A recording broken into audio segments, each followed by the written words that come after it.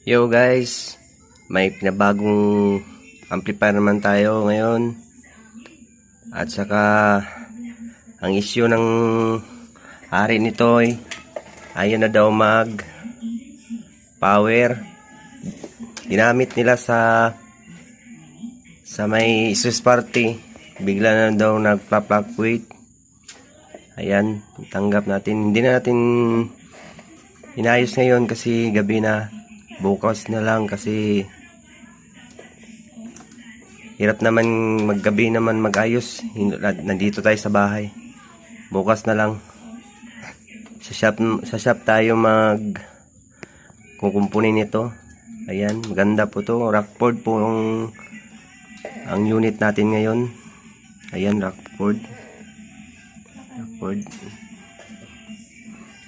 At